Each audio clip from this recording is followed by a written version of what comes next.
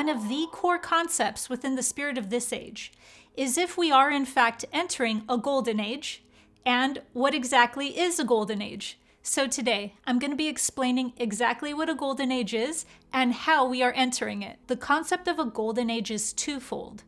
The first part being the most immediate and the most relevant to us. So when we are talking about this kind of golden age, what we are talking about is the peak of a civilization. So the peak of any civilization, when that civilization is operating in its highest consciousness form, that is called a golden age. And when it's operating in its lowest consciousness form, that is called a dark age. So that's why we see dark ages connected with when we are in lack of information, when we're literally in the dark about knowing. So anytime there's less knowledge available, therefore we're easier to control. Therefore we have less knowledge than whoever is in control. That means that we have an overall, in the human collective, lower consciousness. So not saying an individual cannot be very high consciousness, but the overall collective consciousness would be one operating in lack of information and even possibly ignorance. So what you see with the dark age is ignorance, not knowing, and even apathy. Whereas in a golden age, what you're seeing is high levels of knowing, high levels of awareness as to thyself. So knowing thyself, and then awareness and knowledge of the external as well, meaning how we are fitting into the macrocosm, how we are fitting into an ecosystem, how we are in relationship with nature. So in a golden age, what you'll see is always the consciousness of oneself and the other, and the external. You're not going to see in a golden age people acting very narcissistic. That's just not the frequency of a golden age. So when we're entering into a golden age, what we're seeing is a large purging going on. And what's being purged is the ego that only sees itself and only is focused on itself and its own worldview. A golden age has distinct features to it. The reason it's called a golden age in the first place is because the golden aura that emanates from the collective consciousness. In fact, there is no way to be in a golden age and have no awareness of spirituality, because golden ages are when the civilization are spiritually evolved to the point that their culture, their entire civilization, and their technology reflect their evolved state of consciousness. So in a true golden age, there is no such thing as scarcity and there is no such thing as slavery, because everyone in that civilization is spiritually mature enough to treat each other as they would treat themselves. All beings function under the basic premise that when we are healthy, we will not fall for toxic leaders that want to convince us that disease is managed by healthcare, that killing other humans for natural resources is heroic, that freedom is when we can buy cheap clothes at our choice of store made by children, and that safety is more important than freedom. This is why evolution is not an automatic guarantee for everyone. This is why the universe cannot magically make all beings ascend, because many beings prefer the addiction to the lower states of ego. How we enter into a golden age is by taking conscious actions that make the old paradigm obsolete. So for every toxic system, we create a healthy version that phases out that old one. Golden ages are reached through morphogenic phase out. What that means is that we keep using and we keep rewarding healthy options that continue to phase out the old system. So although we've experienced golden ages in the past, a lot of times what we're referencing weren't actually a golden age. We were experiencing the rise and then the fall of a civilization. And when we're experiencing the rise and then the collapse or the fall of a civilization, that's not a golden age, because that civilization was simply just based off of the slavery of the ecosystem and the environment at large that was surrounding them. that is never going to be considered a golden age from the eyes of the universe. What is considered a golden age is when a civilization has reached such a heart-centered, therefore high enough level of consciousness that they're also taking into consideration and factoring into their civilization the full awareness that all beings are inherently, just by existing, free. So the very first step for activating the timelines where there's a golden age is where we take responsibility for where we are still lending our actions, lending our beliefs into different forms that end up leading to slavery. Because it's so crazy, but everything that's not consciously processed through our awareness will by default lead to promoting, endorsing, or fueling slavery, which is super crazy to say, but that's just where we're at right now within this transitional period that we're going from a dark age into a golden age. It's one where it's not going to just happen to us. We're not going to just go into a golden age by having no actions taken on ourselves, by not being that version of ourselves that can be a frequency match to a golden age. It's not going to happen to us. It's something that we become, and when we become that, we're on a timeline that reflects that. And how we reflect that is through love. Love is another word for consciousness. The more conscious we become, the more empathic we become, because both of these are the same energy of oneness. But oneness that's expressed through the mind is consciousness, and oneness expressed through the sentience is empathy. And this is known as the metaphysical force called love. Because the interesting thing about when a being is actually operating in love, and therefore when they're actually on the timelines for a golden age, is when they can embody fifth dimensional consciousness. Now, many people know what fifth dimensional consciousness is. If you'd like to know more about avatar level consciousness, you can watch my video on it titled Avatar Level Consciousness. When we're in fifth dimensional consciousness, we can hold multiple perspectives at once, meaning we are now a multidimensional being. So when we're embodying fifth dimensional consciousness into our reality, into ourselves, that's what's called ascension. But when we're embodying fifth dimensional consciousness, what we're doing is seeing multiple perspectives, even at the universal perspective. We can tap in to multiple perspectives. And then from there, we just keep tapping into more perspectives and more perspectives. But when we begin to enter into avatar level consciousness, we're tapping into multiple perspectives. And that does not mean that because we don't like something that's going on, that something's wrong with us. If we are not overly empathic, this is the body, mind, spirit adjusting its field to paradox and balancing discernment with compassion. To learn more about this stage, you can watch my video, Judgment versus Discernment. Another part of multidimensional consciousness is realizing what true freedom is. What you will find is that the things that we call freedom now are coming from a programmed sense of freedom. Imagine in the Matrix, Neo, with all those plugs inside him, with almost like a VR looking ahead. That's what we're in right now when we're talking about freedom. We're coming from a completely dream, illusionary state that's just being pumped into it from all these different programs that are making us believe that we are free. I know this sounds bleak, but this is the truth of when we come from fifth dimensional consciousness. When we understand and embody fifth dimensional consciousness, we start to actually break out of that programmed version of freedom. And it's sad, if not painful, depending on how attached a person is. It doesn't have to be experienced as painful, but it might be experienced as painful if they were getting their version of freedom from the military-industrial complex.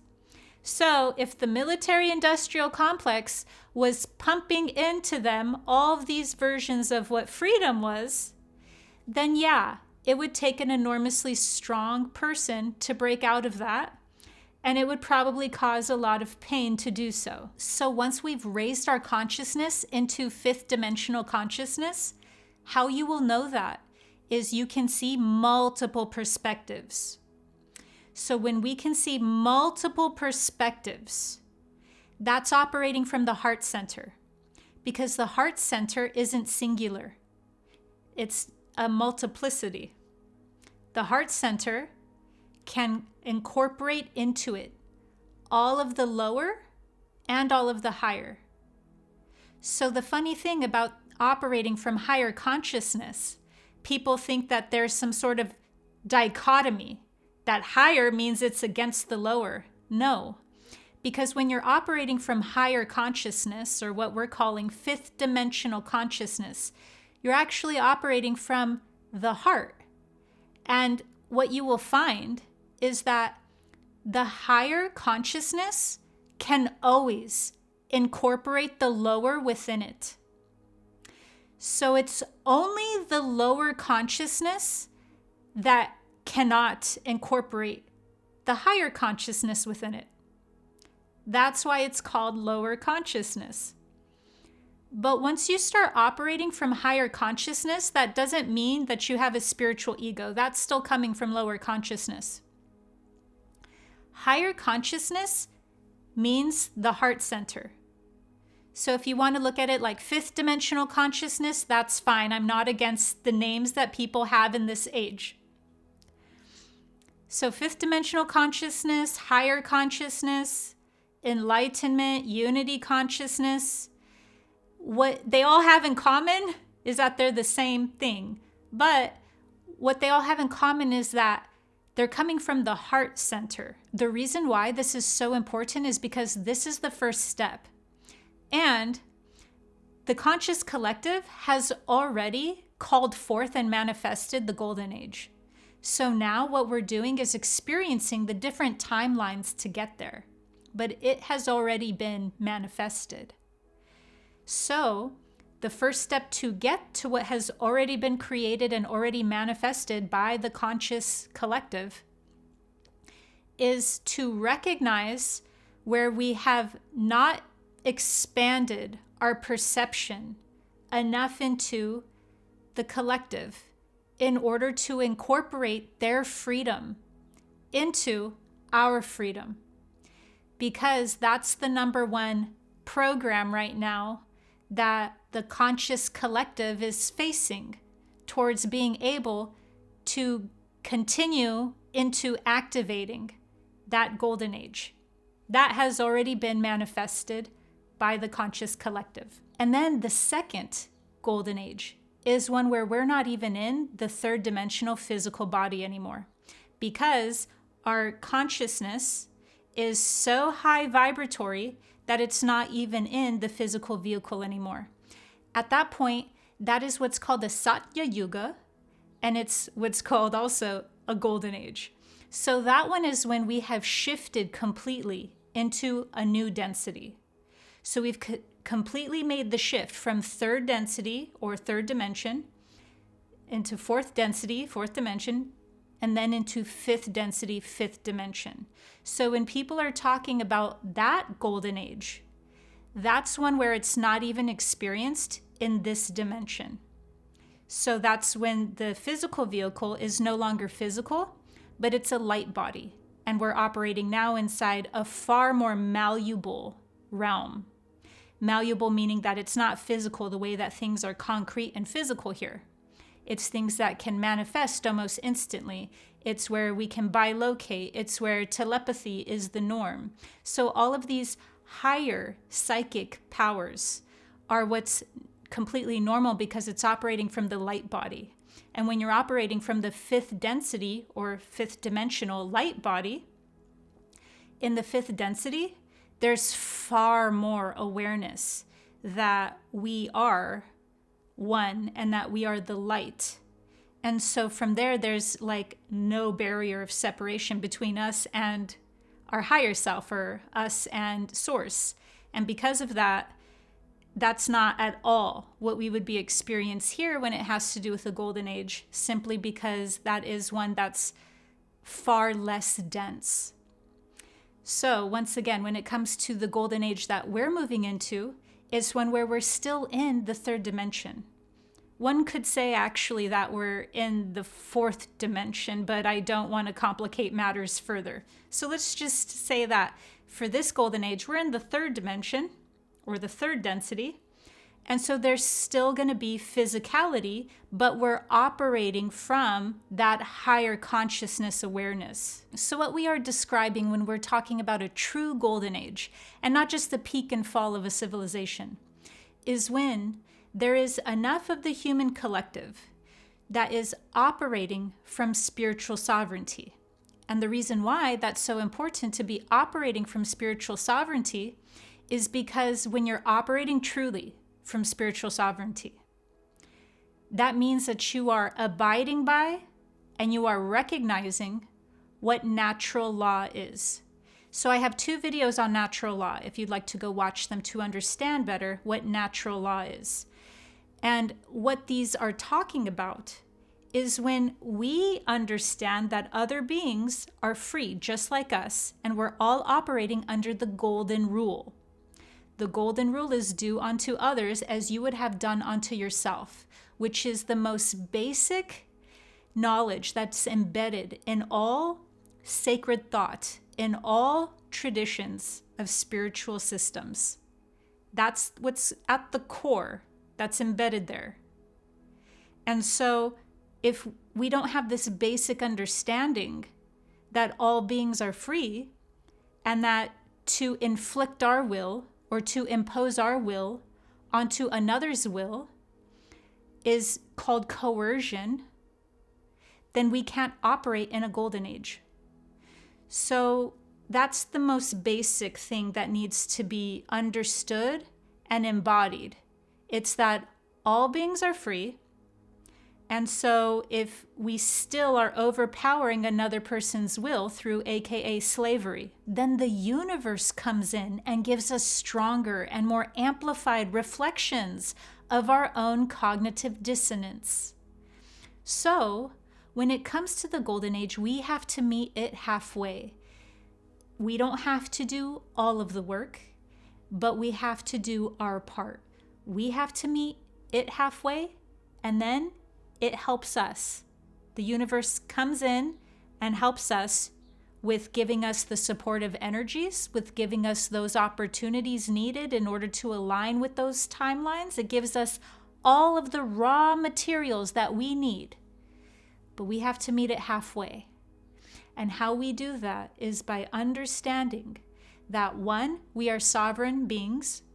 2, no matter how disastrous the world looks around us, whatever disasters are gonna appear or have appeared or will appear are all something that is rolling out the old, rolling out anything that was unbeneficial towards this new earth, towards this golden age.